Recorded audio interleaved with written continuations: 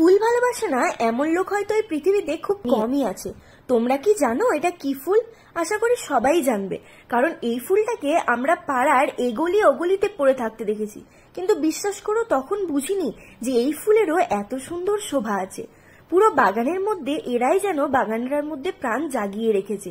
আর প্রত্যেকদিন এই বাগানে এদেরকে দেখতে না গেলে আমারও যেন মনটা ভালো লাগে না।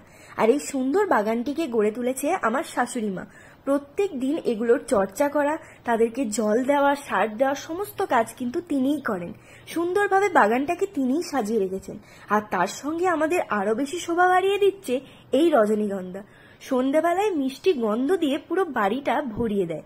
আর এই যে ছোট্ট মেয়েটিকে দেখছো, এ হলো আমাদের মিষ্টি রানী, যে সব সময় আমার সঙ্গেই থাকে।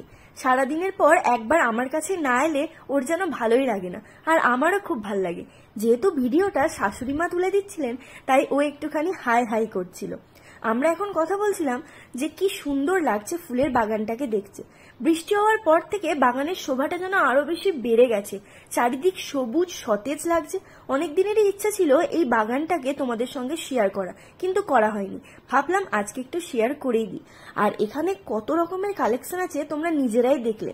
কোন কোন ফুলটা তোমাদের সব থেকে বেশি ভালো লাগলো সেটা অবশ্যই আমাকে কমেন্টে জানিও।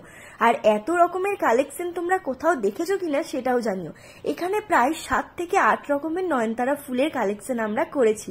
তো ভিডিওটা কেমন লাগলো ডেফিনেটলি কমেন্টে জানিও। আর ফুলগুলোও তোমাদের কেমন লাগলো ডেফিনেটলি জানিও। কিন্তু মনে রেখো, এই এক একটা ফুলের পেছনে অনেক পরিশ্রম কিন্তু লুকিয়ে আছে। চলো আজকের মতন টাটা, দেখা হচ্ছে নেক্সট ভিডিও।